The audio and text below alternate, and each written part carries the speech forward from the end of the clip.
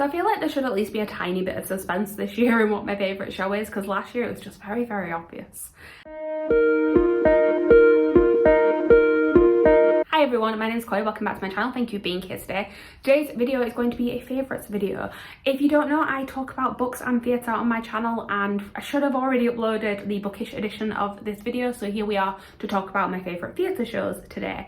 I'm going to break this down into a few sections.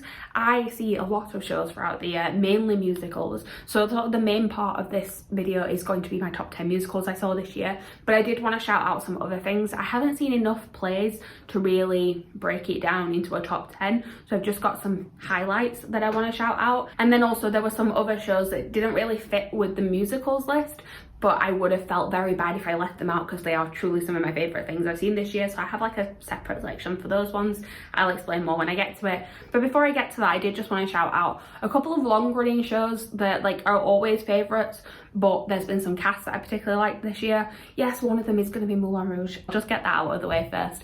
There wasn't actually like a new cast, well there has been a new cast that I've seen this year, but that's not the cast that I'm shouting out.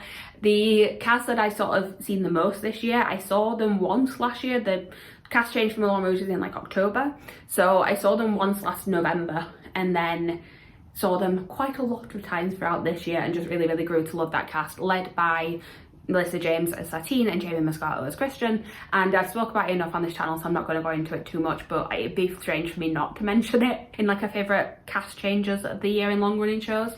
Other things that I've really enjoyed is that Les Mis has had quite a few cast changes this year, particularly getting to see Lucy Jones as Fantine again, and also although it's just like a really quick 12-week run to cover an emergency for the actual Valjean, I feel the need to point out that Cillian Donnelly as Valjean is incredible. He has like another month left, I think, until he's leaving, and I really need to see him again. I've seen him before, but it was really good to see him come back to the role.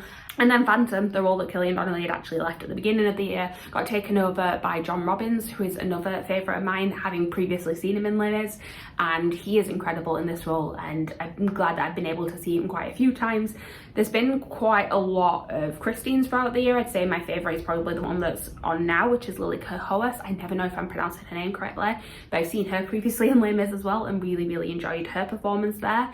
And then there was quite a big cast change at Wicked as well, although actually I kind of want to shout out like the previous cast in a way, because I didn't see Lucy Jones as Elphaba until her last day, so it was this year.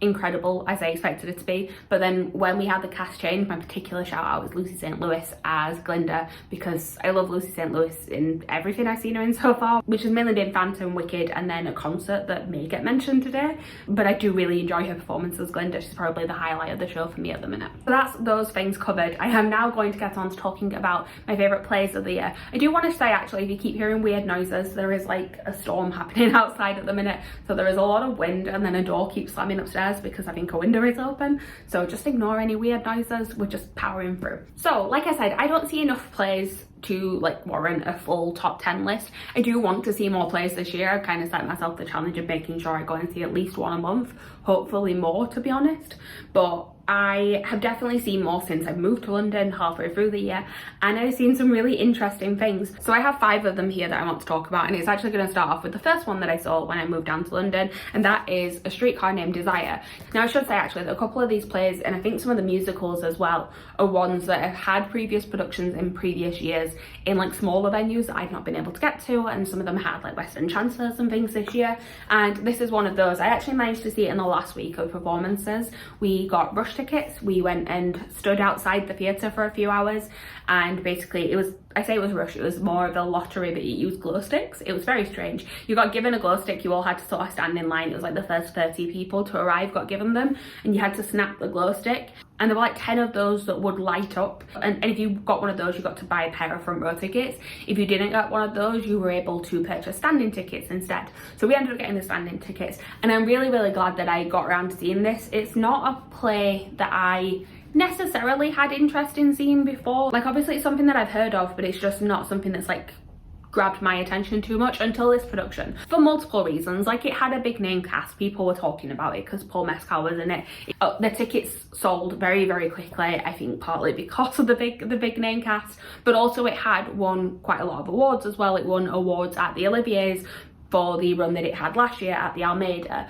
And then the other thing that really drew me to this is the director. So if you see on here, it says direction by Rebecca Frecknell. Rebecca Frecknell directed the production of Cabaret that is on at the minute on the West End.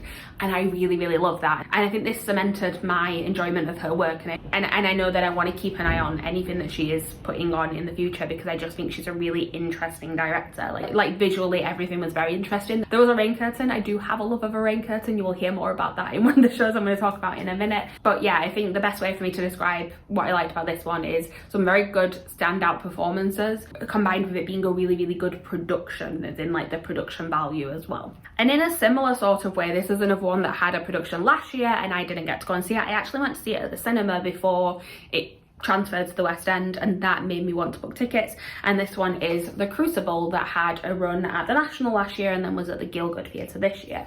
So again, a play that I obviously had heard of, but I didn't know too much about it. And then I saw the version at the cinema and it left me feeling incredibly tense all the way through it. It's about like the Salem witch trials, and it is one that kind of grips you while you're watching it. And that was even worse seeing it in person. Like I was like very on edge, even though I knew exactly what was going to happen. I was so on edge throughout the entire show. But the performances in this, both in the version that I saw at the cinema and in the cast that we had here, some of them were the same but some of them had changed. Just incredible. Like I was just in awe of everybody on that stage. Like they said, the way that even though I knew what was going to happen, I was still so completely invested in it, just because they were all so good. And also, as I've mentioned in the last one, the visual aspect of it, it was a very simple set, but there was a rain curtain that was used at very specific moments, and it was on sort of as you entered the theatre. And I do have a love of a rain curtain. I was like, I could just sit and stare at this all day. Like, could this be on my list purely because of the rain curtain? Maybe. But I do think I actually enjoyed the play as well. Next up, we have one that I actually saw quite mixed reviews on, but I really, really enjoyed it. Although I don't know if enjoy is a word, because I felt very sad and I cried. But, you know, never mind. I expected that going into it. If this was going to be done well, I had to cry at it, because it's based on the film, and I know the film is sad. So, like, if this is going to do well, then I would be expected to cry. And that is Brokeback Mountain. This was on at Soho Place. The theatre is actually called At Soho Place, so I never know how to say it. I'm like, was it on at Soho Place? Like, do I say it twice? Anyway, that is a whole different thing, and I will go through it again in a minute, because there is another show at this theatre I've just remembered that I will be talking about. But this is an adaptation, not actually of the film, it's an adaptation of the short story that inspired the film Brokeback Mountain. Although I will say that I feel like it's definitely sort of combining both of them, because there are moments in this that feel very much taken from the film in a good way. I feel like it hits all the moments that it needs to hit, but also maybe was like a little bit more stripped back than some of the bits of the film were, in terms of like some of the side characters. You didn't get quite so much focus on sort of like the wives of both of them that I remember. Like I feel like you saw Ennis's wife, but not as much Jack, but it is very much focused on Ennis. I love how I'm just talking about these characters like you all know who they are. Like, you don't need to. This is not a video where I'm gonna go into like the synopsis of anything like that, but like I said, I just think it was a nice balance of using both of the source materials that they had available to them. That's probably the better way to say it. But again, I think with plays, more so than musicals, like if you've got a really, really good production and really good songs and really good dance numbers, if you have a performance that you don't love quite as much, you may overlook it a bit more. Whereas for a play, obviously, they do tend to be more sort of focused in on the performances, so you do need to actually love all of the people that are in there. And I really did. This had Mike Fist and Lucas Hedges playing the two leads, and they were both incredible. Like I said, I cried at the end of this show. I was actually quite sad that I only saw it once. I would have liked to have got around to seeing it more, but sadly that did not happen. But I'm really glad that I did get a chance to go and see it this year. Next up, I have one that I actually don't have a programme to hold up for, sadly, because they weren't selling them. But it's actually the first show that I saw this year, full stop. So it's the first play I saw, it's the first anything that I saw this year. And that was also at Soho Place, and it was a production of As You Like It, the William Shakespeare play. Now this one, I won't lie, I went for because like the cast sounded good. It had Alfie Enoch in it and Rose Ayling-Ellis, amongst other people, some other people that I've seen in musicals. Ali Daniel was in it. I'm trying to remember who else, but basically the cast was really good, and I was like, oh, you know what, like I've enjoyed Shakespeare I've seen before, and this one's a comedy, so maybe this one will be fun. And we ended up getting like quite cheap tickets, I think, and I was so like surprised of how much I actually really enjoyed this. It could very easily have been my number one show of the year. It's just that the next one that I'm going to talk about like came along and like picked it to the post. But for the like first half of the year, it was very much my favourite play that I'd seen, and it did some interesting things in terms of both like the accessibility for the audience, but also like just in how they chose to tell the story by sort of using someone's disability and just making that to be like a different way of performing. So essentially what I mean by that is that Rose Ayling-Ellis is a deaf performer, and she only spoke once in the show, so she was delivering all of her lines by mixture of sign language and also just kind of movements. Like it wasn't sort of BSL sign language, but she was still very much showcasing what her line was through using her body. And so this theatre is in the Round, and they put screens all around sort of the balcony areas with the lines on there, and it was actually for all the characters, it wasn't just for her character. But obviously when it's her character, it's more important to be able to read it. Although actually I don't necessarily think it was, because I think that she did a really, really good job still portraying the meaning of her lines without actually physically saying them. And there was, like I said, one moment where she did speak, and it was like a very particular moment that was picked, and I think it just worked really, really well. And yeah, I really enjoyed this, so much so that I actually went to see another production of As You Like It later on in the year. Sadly, I didn't love that one quite as much. This one was at Shakespeare's Globe, but the version at Soho Place was incredible. I'm so glad that I got to see that. And then my number one show of the year is one that I already talked about, a show making me cry, and this one definitely did. Actually, I think I more just felt numb at the end of it. I saw this one twice, and the first time I saw it, I actually finished reading the book the same day that I went to see the play, which I do not recommend for anybody, but also I did like enjoy is not the right word for this play. I went to see A Little Life. A Little Life is my favourite play that I've seen this year, and it was a very, very good adaptation of the book. Like the book is a lot. I don't recommend that anybody reads the book or goes and sees the play. I don't know if there'll be another production of it at some point, but there is like this a version of it that's been on at the cinema. There was a pro shot of this production, and I don't recommend that anyone takes in anything of A Little Life without really doing your research on the content of it, because it is a lot. And like I said, I finished reading the book the day that I went to see the play, because I wasn't actually supposed to be going to see the play. I ended up taking someone else's ticket because they couldn't get down to London to see it. So I went with Meg, and I found out not that long before, and I decided that basically I wanted to read the book before I saw it. So I finished it on the same day, and I didn't like cry at the end of the book, I think because I'd like just sped through it so much, and I had like an hour before I needed to leave the house. So I was like, okay, done it now, I know what happens, that was sad, let's move on. And then the tickets that we actually had for the first time we saw it, because I ended up seeing this twice, I won the lottery and went back to see it a couple of weeks later. By the lottery I mean the ticket lottery. I did not just come into a lot of money, we won the ticket lottery, so we went to see it a few weeks later. But the first time we saw it, actually it's not even a few weeks, it was a week later, it was ridiculous. But the first time we saw it, we had on stage seating. So basically it was in sort of a regular Frost Theatre. It was, what was it, the Harold Pinter Theatre. But I think when it's previously been performed, because I believe it was originally a Dutch version of it, but when it's previously been performed, it's been, I think, on like a traverse stage where there's seats on either side. So to kind of create that, they had on stage seating, which we were on the front row of the on stage seating, which is strange in many ways, because like the actors are right there. They were literally like, there was a sofa in front of us and we came in at the beginning of Act 2, and Luke Thompson was just like sat on that sofa. It's like, oh hi, there you are, I know you from Bridgerton. But anyway, so we were very, very close, which meant that like all of the sort of more intense moments you were right in there for, which is a lot. But also like I thought I'd be really uncomfortable because I could see the audience on the other side of the stage, and I thought I'd be really uncomfortable because they could see me, and there definitely were moments of that, but I got so lost in the show that it didn't matter.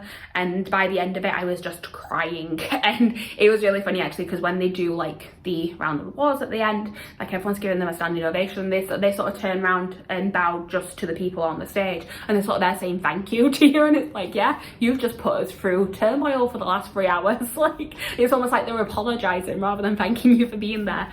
But no, like I said, I did enjoy is not the right word, but it was just a really well crafted piece of theatre, and I'm really, really glad that I got the chance to go and see this, and actually went to see it twice. The second time we were on the front row on the regular seats, so still not any better, especially because there is a moment at the end, and if you've read the book or seen the play, it's Harold's final bit. That's how I'll say it so that it's not spoiling it for anyone. But he kind of walks down some stairs and delivers a line that is like particularly hard hitting, and he was walking down the stairs right in front of us right as he said it, and I'm just like, no, don't do this to me.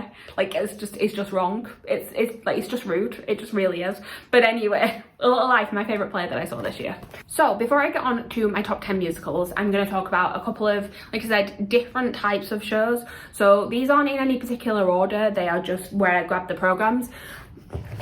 Although actually I should probably talk about these two together because they're similar types of things in that they are concerts that are celebrating the lives of particular songwriters and composers. So one of them being Sondheim's Old Friends and one of them being My Favourite Things. So Sondheim's Old Friends had a gala performance last year and then it's come back for a full sort of West End run this year. The cast is incredible, which is like something you can say for this one as well. But the cast is incredible. It was led by Bernadette Peters and Lea Salonga. There were also people like Bonnie Langford, Bradley Jaden, Christina Lado, Jason Pennycook was in it. There's so many people, but the cast is absolutely incredible. And I love Sondheim's music so much that just being able to go and sit for an evening and listen to all of these wonderful, wonderful songs that he's written. A lot of them he shows that I've not actually had the chance to be able to see on stage. Like I've seen Sweeney Todd and I've seen Company, but then they were doing stuff from Follies, which I've never been able to see, doing things from like A Little Night Music and West Side Story. Actually, I've not been able to see West Side Story on stage.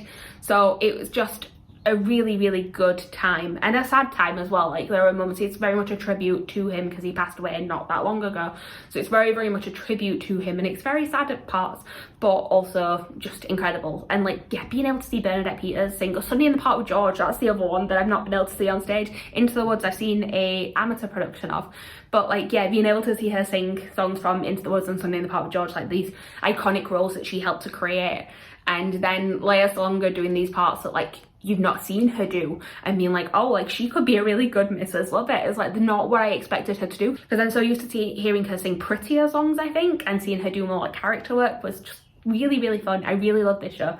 When this video goes up, it should only have like a couple of days left on the West End, and there is a chance I may go and see it again this week, who knows. And then the other one that I went to see is funnily enough called My Favourite Things, and it is one of my favourite shows I've seen this year. And this one, again, the cast were absolutely incredible. We had Audra McDonald, we had Aaron Tveit, we had Julian Ovenden, Patrick Wilson, Marisha Wallace, Michael Ball, Lucy St. Louis, Maria Friedman, so many good people. That was the main reason I bought tickets. Like I didn't think I loved Rogerson and Hammerstein music that much. Like I've grown up listening to it, it's fine, but I never like would have classed them that much as being some of my favourites until maybe I saw the production of Oklahoma this year, which I did really, really enjoy. But seeing this made me realise actually no, I like a lot of their music and I've been listening to some of it since I've been to see this, and I'm just really glad that I did actually end up getting tickets to this because I nearly didn't. And then as the cast kept getting announced, more and more people got announced. I'm not gonna lie, as Aaron Tveit got announced I was like, I should buy a ticket for that, and I'm really happy that I did. I took the day off work because I had to go to the matinee and it all worked out well. And then we do have one more show that, like I said, doesn't really fit into the musical side of things. It would feel very strange to compare it to like the bigger sort of song and dance number shows, but I don't think I could make this list without including this one on here. This is something that I actually went to see when I was in New York earlier on in the year, and this is a show called Without You. It's Anthony Rapp's Without You. So Anthony Rapp is one of the original cast members of the musical Rent. He played the character of Mark, who is actually possibly my favourite character in Rent, and this is a one-man show that uses the music of Rent as well as some of his own songs to tell kind of his life story, but with a focus on Rent being put on stage for the first time. Because for anyone who doesn't know the story of Rent, not the actual story of the musical, but the story of how that came about. The writer of Rent, Jonathan Larson, sadly passed away as they were about to do their first sort of preview performance off Broadway, and this is about, like I said, that time of that show being put on, and obviously getting to the point of then deciding what to do with that show afterwards, because they decided to carry on with the production. And Rent is technically like an unfinished musical because it wasn't really changed that much after, when normally you would change it quite a lot in the process of it going from off-Broadway to Broadway. But because the writer wasn't there anymore, they kind of didn't do that much of it, and it's a really strange one actually to think about what Rent could have been if it had been able to sort of fully be edited, but that's a whole different thing. Rent is my favourite musical for anyone who doesn't know. The other part of this show is that Anthony Rapp's mother actually passed away during the first year of him performing in Rent. So it's talking about the grief that he went through, both with losing this person that he had come to call a friend and in losing his mother as well. And as you can imagine, it's very, very sad at times. It's like an 80-minute show, and I think I cried for 60 minutes of it. It didn't help that like some of the music from Rent is just sad anyway, but yeah, I was just sobbing throughout this entire thing. It was an incredible show, particularly for someone who does really, really love Rent so much. I don't think it's necessarily something I would recommend for everyone, but for me, like, I'm so glad that I got to go and see that. Okay, so we are actually on to musicals now. I do have some honourable mentions before I get to my top 10, so I'm not gonna like give full thoughts on these, but I just want to shout out these ones that kind of just missed out on my top 10. I think I've got 5 of them, so it's kind of like a top 15, but I'm not going to go into these ones as much. So the first one being Some Like It Hot, which is another one that I saw on Broadway. When I went to New York, I saw 8 shows, but like I saw one show 3 times, another show 2 times. One of them can't be mentioned on this list because it's Moulin Rouge. Another one may be mentioned on this list later on. And then Funny Girl was like too close to a production I'd seen in London before for me to really consider it, and also it wouldn't have been on here anyway. So I basically covered everything that I saw in New York. But this was one that was sort of like less sure whether or not I would like it. We bought tickets mainly because Christian Bale was in it, and like me and Meg are both massive fans of the show Smash, and we're like, we will go and see Christian Bale in something. And I had a really good time actually. Like, it's not my favourite thing I've ever seen, hence why it's not in my top 10, but it was a fun sort of big song and dance number one. It took a story that could have potentially been more problematic and handled it in a really good way. Actually, I think it actually added some nuance into the story that wasn't in the original film. As much as I went to see Christian Bale in this, J. Harrison Ghir's Daphne was definitely like the standout performance. There's a reason why they won the Tony Award this year. They were incredible, and I'm very glad that I got a chance to go and see it.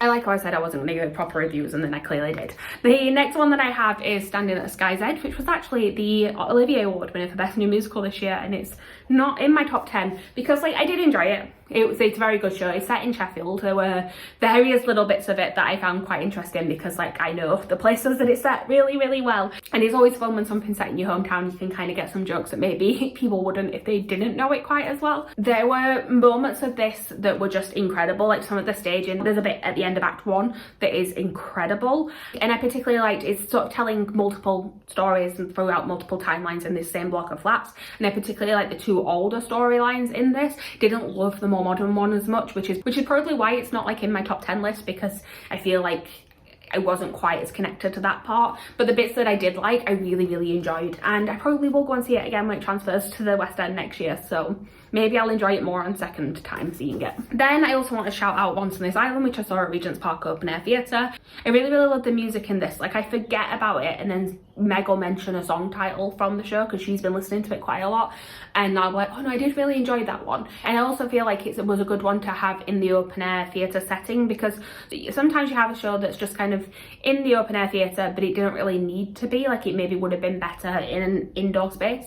This one I felt like it actually worked really well being in that more outdoor setting, and I do really like that theatre, so seeing it utilised quite well was really good as well.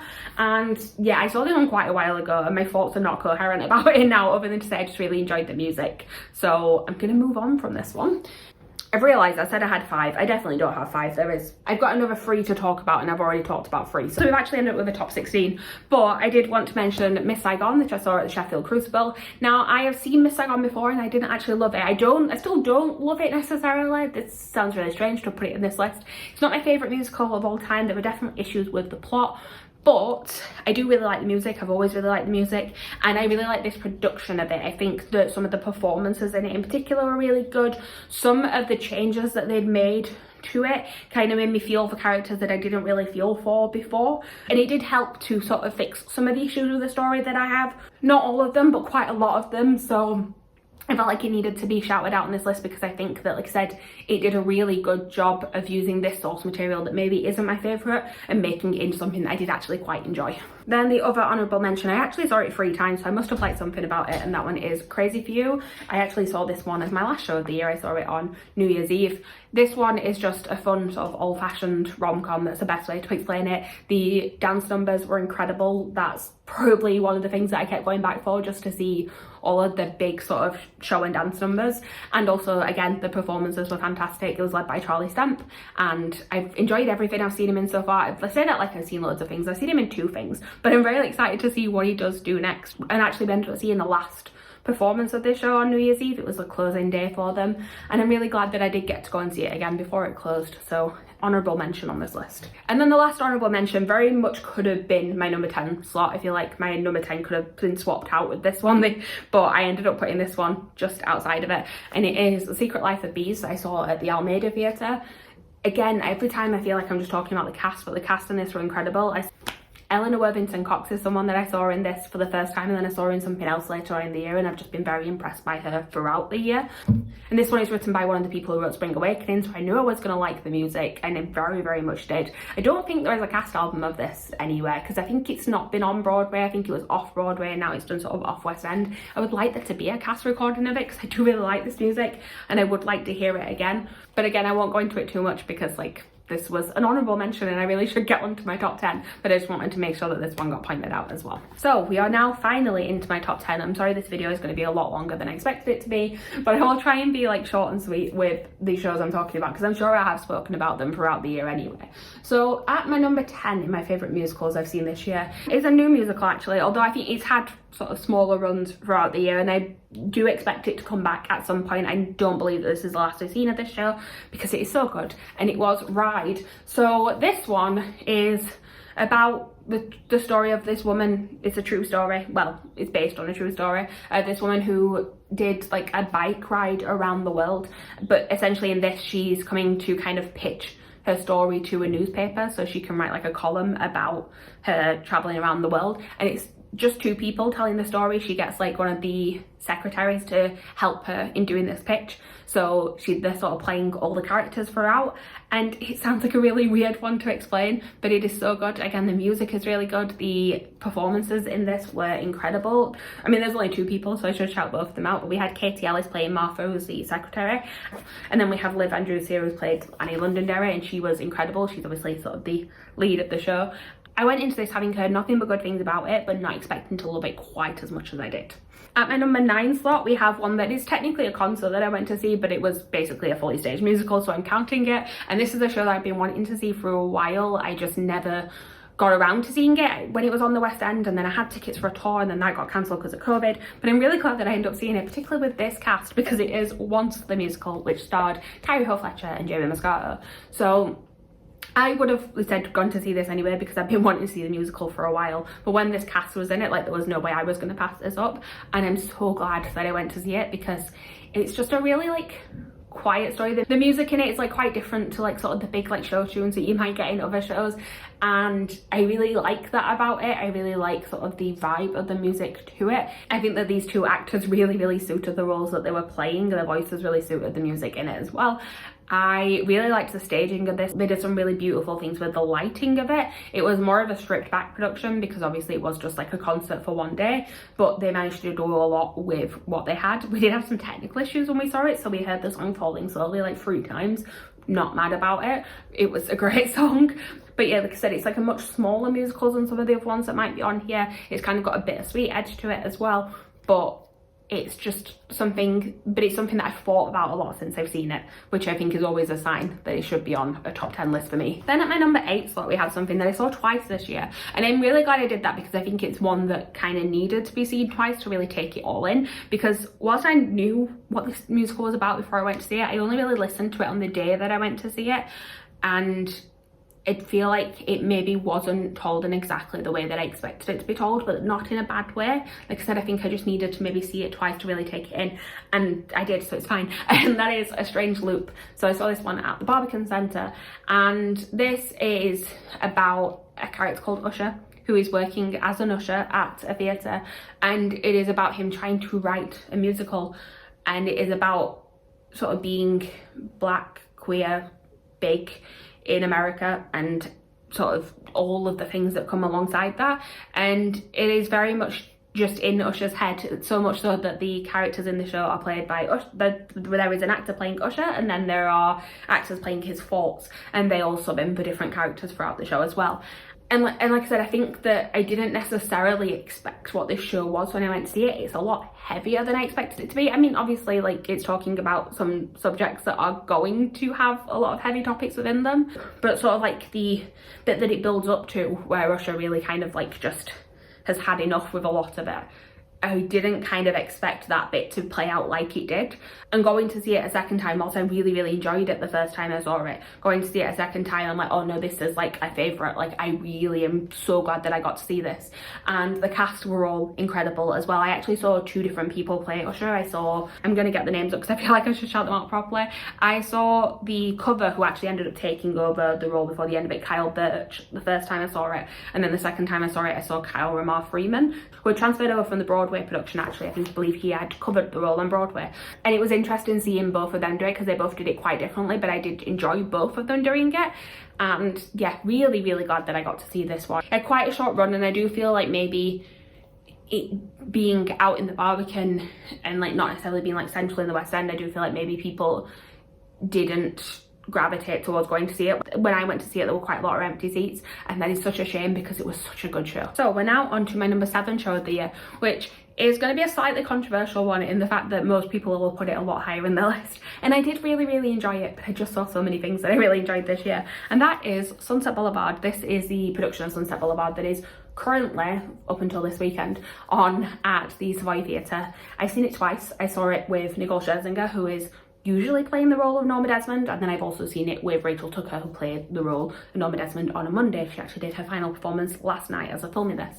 And this production is unlike anything you've seen with Sunset Boulevard before. It uses a lot of cameras. It's a very, very strict backstage. It's very, very much what Jamie Lloyd, the director, is known for. And I think it really, really works because it's a show that is about the film industry. So using the cameras really, really works for that. There's a couple of times where maybe it was a bit too on the nose, like to do with like very sort of dramatically taking off the microphones when a character was sort of done with in the show. And like there were some bits where I'm like, okay, I can see why you made this choice, but also like, didn't need to be made. But overall, the production is incredible. Like everything that you've heard people say about this show, it very much is that. It's very much built around Nicole Scherzinger's performance. Even when you see Rachel Tucker play the role, there's still parts of the choices that are being made that are very much more geared towards Nicole Scherzinger. I think Rachel Tucker does an incredible job. I think acting wise, I was more interested in her Norma. I felt like there was something that was slightly more interesting with her in a way, but Nicole Scherzinger was phenomenal. I've said this before, like she's fully gonna win all of the awards whenever they are given out, and it's very well deserving. And I did have a great time with the show. Like all of my top 10 shows are all like very, very close together, so don't take anything from this being like slightly lower down on the list. Like I said, I know for a lot of people it's one of their favorite things they've seen this year, and it still is mine. It's just not quite in like my top 5. And then the next thing that I have is one that I keep forgetting that I actually saw this year because it feels like I saw it so long ago. It's towards the beginning of the year, and that is My Sons Are Queet, But What Can You Do? So this is a one-person show. It is performed by, written by Rob Match, who is the lovely person you can see on the front of here. And it is basically them telling the story of their childhood through use of home videos and song. And basically the concept throughout it all is that they are planning to put on a parade, which is a thing that they used to do when they were a kid. They would sort of recreate the Disney parades in their house, complete with homemade costumes, and it's all building to them putting on a parade at the end of the show. And it's like a weird one in a way that like I'm not necessarily going around like and singing the songs on this show a lot. Like there are some of them that are quite catchy, but that's not sort of why it's in my top 10 list. It's not got big like dance numbers in it, so that's not why it's in my top 10 list. But it is so heartfelt. And I again cried in the middle of this one. I've cried in multiple of these shows, but this one really got to me. But it was crying in like the best possible way. It was like a sad moment that then just had like such a moment of joy after it, and it was that really got to you. And I'm really glad actually that I only saw this towards the end of its run because it's had like a couple of different runs, and I managed to catch it towards the end of its most recent run in London. It's actually going to Broadway, and I'm really glad that I did get a chance to see it, but I'm really sad that I didn't get to see it more. We are now into my top 5, and one that I have been able to see a few times, and I just enjoy it more and more every time I go. It's Guys and Dolls at the Bridge Theatre. So this is a completely new production of Guys and Dolls. It's unlike anything you've seen from this show before. It's an immersive production. So essentially there are Standing tickets, you are in the round and there are stages that are all on hydraulics and they kind of change throughout the show, so different platforms raise at different parts and you're kind of shepherded around them. The actors kind of interact with you at different points and it very much feels like you are sort of part of the action, and I loved that part of the experience. But also I found that I just really enjoyed the show. I don't know if it's because of the cast or if it's because of like the interactive part of it. Like, it's a show that I didn't have that much interest in before. Like, I knew the songs of it and like it's got a fun rom-com vibe to it, so like yeah, it's enjoyable. But I don't know, there are bits of it I feel like Adelaide's character feels like a lot stronger in this than maybe like in other performances I've seen. I've never actually seen it on stage before, but like from a performance that I've seen videos of and like heard and things like that, the way that Adelaide is played in this just felt different from anything that I'd sort of heard of her being portrayed as before. Marisha Wallace is incredible. All of the cast is incredible actually. We've got Cedric Neal as Nicely Johnson. Like, Cedric Neal is so good singing Sit Down, You're Rocking the Boat. The vocals, incredible. I just really enjoyed this show. Like I said, I've seen it 3 times, twice for the standing tickets, 1 seated. I will say, I do recommend the standing tickets if you are able to stand. If you're not able to stand, I do recommend getting the seated tickets or a little bit further down, because then you still kind of feel immersed in it. I was sat in one of the higher balconies and I did feel a little bit removed, but the standing tickets, if you can do them, are absolutely incredible. Then at number 4, we have one that I've been dying to see for so long, because I wanted to see this when it had its original run a few years ago and for whatever reason wasn't able to go. And then as soon as it got announced for coming back to the Old Vic, I booked tickets and I'm so glad I did. And that is Groundhog Day. I really enjoyed this show, hence why it is in my number 4 slot. It's written by Tim Minchin. I know that I like Tim Minchin's music anyway. I really like his lyrics. I like sort of the way with words that he has. Matilda is a show that I really enjoy, but I also like his stuff that he does as like a comedian as well. And whilst I think that like the songs in this, it's not necessarily a show where I'm gonna go and listen to a lot of the songs individually, like they're not ones that would make their way onto just like a general playlist. I do really enjoy it being in the moment sat there in the theatre. I think some of the staging of this is incredible. If I Have My Time Again is a song that I really enjoy, and some of the things that they do with lights in that one is really good. Hope is an incredible song. Basically, there's a moment where the character has kind of just given up on everything because he's repeating the day over and over again. So he literally spends the entire song just finding all of the disastrous ways that he can end the day. That's a nice way, I'll say it. And I know it's done with like a lot of body doubles, and I know exactly when the switches happen. Like, I could tell watching it, but it didn't detract from how good it looked.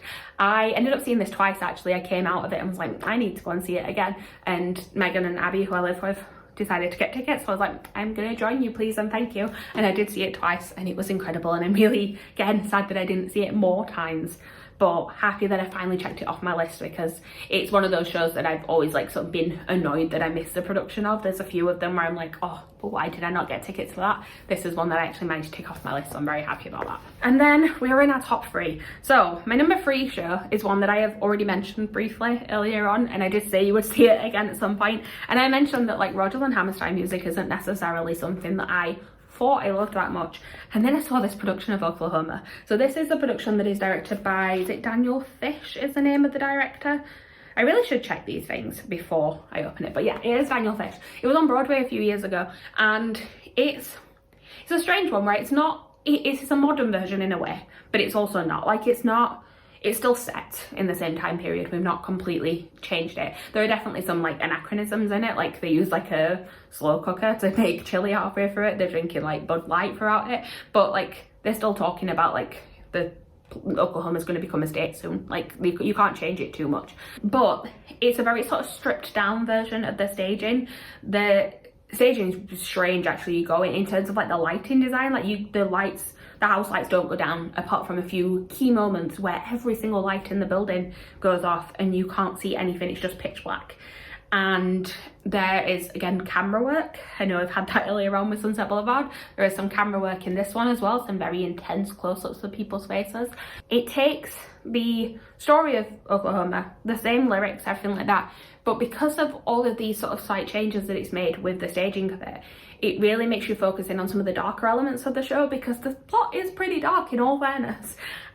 And I went with my mom at one point. I've seen it like 5 times, but one of the times I went with my mom and she really did not enjoy it. And I think partly because it had sort of like made it darker, and she was like, why has it made it weird? And I'm like, and I tried to explain to her, I'm like, yeah, but have they actually changed other than changing like the orchestrations of things, have they actually changed the lyrics? Are they the same songs, you know? And she was like, yeah. And I was like, so it's the same story, it's just like you're thinking about it differently because of the staging. And she didn't like that it made her think about it differently, which is fair enough. That's completely like your own opinion you're allowed to have. But I was like, I find it so interesting that it just added like another layer of depth to this like classic tale. And also the cast were incredible. I saw various people. I saw Arthur Darvill as Curly. I also saw Sam Palladio. I liked them both. I really loved Anushka Lucas as Laurie. She was incredible. Patrick Vale, who's been with the production since Broadway, actually I think since pre-Broadway, as Judd, was also very good. Georgina Renora as Edoane. Like, there were so many people were so good in it. And I'm really glad I went to see it. I did not expect to love it as much as I did. I know I've said that a few times with a few different shows, but like I said, I saw this like 5 times. If you'd have told me at the beginning of the year that this was going to be my number 3 show, I would not have believed you, because I was very much, I had a ticket booked because my mum wanted to see it, and that was it. And then I ended up going to see it before I even saw it with my mum, because Meg had been to see it and told me it was really good. And then I went and saw it multiple times after, because I just loved it so much. So we are down to my top 2 shows of the year. Can you guess what they are? I should say this, I did this last year. Before I actually hold up my top 2, can you guess what they are? Do you know what my number 1 is?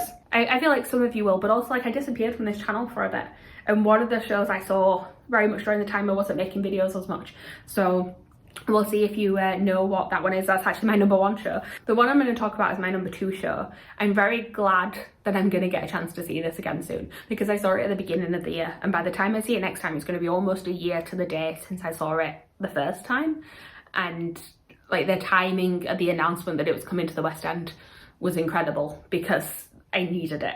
And that show is Hadestown. I went to go and see this one on Broadway. This is actually the first show that I saw on Broadway. We went to New York, me and Meg went to New York, and we'd pre-booked most of the shows that we were going to see, but in particular the first things that we booked were Hadestown and Moulin Rouge, because I wanted to see Moulin Rouge, she wanted to see Hadestown. We both went to both, obviously, but we were like, no, these are the ones that need to be in the diary.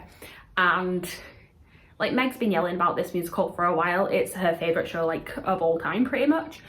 And I'd listened to the cast recording and I did really enjoy it, but like seeing it in person just really cemented it as something that's like, oh no, this could be like in my top 10 musicals of all time list. Like, it is so very good. We got to see some of the original cast from the Broadway production, like they'd sort of slowly left over the last year. We got to see Eva Lobezada and Reeve Carney, who were both incredible. Eva Lobezada in particular, phenomenal, so very good. I cried both times that I saw it, always because of Eva Lobezada. Like, it was her that got me every time. We also saw people like Lily S. White as Hermes. She was incredible. So used to hearing it sung by a man on the cast recording, because it's Andre de Shields, that it wasn't sure how it would work having female Hermes. Incredible. Like, Hermes could be played by anyone, and I'm so much looking forward to seeing like who they cast throughout the time. Like, we already know who's playing the part on the West End, and I'm really excited to see Melanie Labarre actually, but I'm looking forward to seeing like who they cast throughout the years. And I don't have enough like good things to say about this. The music is incredible. The staging is like quite simple but really effective. The way that they use, there's a revolve, like revolves should be in everything. But I love rain curtains and I love revolves. I'm a simple person, but the way that is used and the lift part of it, it feels very intimate. Even though the theatre was quite big, it feels very intimate, and like you feel very drawn into the story. And I think because you feel so drawn into it, even though like they tell you at the beginning of the show it's a sad song, but we're going to sing it anyway, like, you know it's not going to end well. Like, spoiler alert, it's a Greek myth. Greek myths don't end well. You know it's going to end with sadness, but still both times I went to see it, I was like hoping it wouldn't, and that's kind of the point of the show. And I really loved this show, and I'm really glad that I already have tickets booked to go and see it on the West End. And also, just completely off topic of like actually liking the show itself, can I put a plea out to the people who are like preparing for it to come on the West End? They do themed cocktails in America, and the themed cocktail that we had at Hadestown was my favourite one I had all week. So if you could bring the Road to Hell cocktail over with the show, that would be great. Thank you. Moving on. So my number 1 show. I feel like, to be honest, at the beginning of the year, when I knew what I had booked for this year, I hoped this would be my number 1, and if it wasn't, I knew that meant that I would have been very disappointed, because this is a show that I got obsessed with listening to the cast recording sort of last year, and I got obsessed with listening to it, and then literally like a couple of weeks later, they announced the West End, I say West End run, actually the West End run is going to be next year because I already have tickets for this one as well. Not next year, this year, we're in 2024 now. But anyway, they announced the run at the Donmore Warehouse. This is giving it away for you all. And I immediately booked tickets and I'm so glad I did. I ended up seeing it twice and I wish I'd seen it more, and it's fine because I'm going to get to see it more this year because my favourite show that I saw in 2023 was Next to Normal. So this show deals with some very heavy topics. My favourite musicals tend to, like, I like some like fun song and dance stuff as well, but I do like them to be a little bit sad. I don't know why, it's just what I lean towards. And this one talks a lot about mental health, and it's kind of how it's how this woman's mental health affects sort of her family as well, and how everyone kind of deals with it or doesn't deal with it in a lot of the cases. And again, I cannot say enough good things about this show. Like, just from every aspect. The music is incredible. It's why I became obsessed with the Broadway recording last year.